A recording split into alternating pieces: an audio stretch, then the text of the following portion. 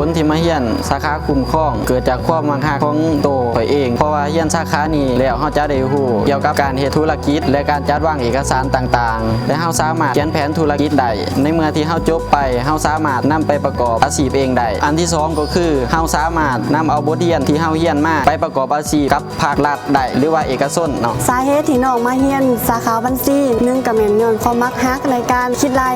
และการเรียนรู้เกี่ยวกับการคิดไล่ในคอมพิวเตอร์เพราะว่าเฮาจะได้เรียนเกี่ยวกับโปรแกรมบัญชีหลังจากที่เรียนจบไปแล้วเนาะก็จะสามารถลงบัญชีใส่โปรแกรมใด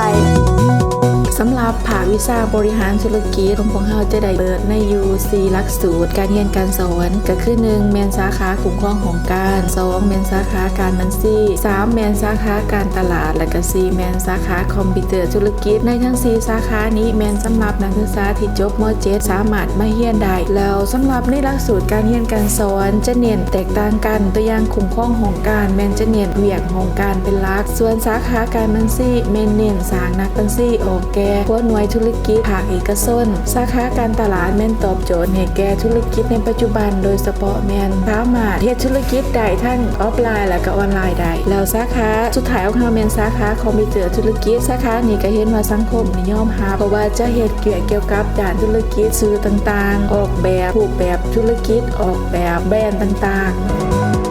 ที่มาเรียนสาขาบัญชีในวิไลนี้แมนวิไลนี้มันเป็นวิไลที่น่าสนใจหลายเพราะว่ามันมีหลายสาขาหลายภาคที่ว่ามีหลายคนหลายแตกต่างซึ่งว่ามันจะเฮ็ดให้เฮามีความรู้ความสามารถหลาย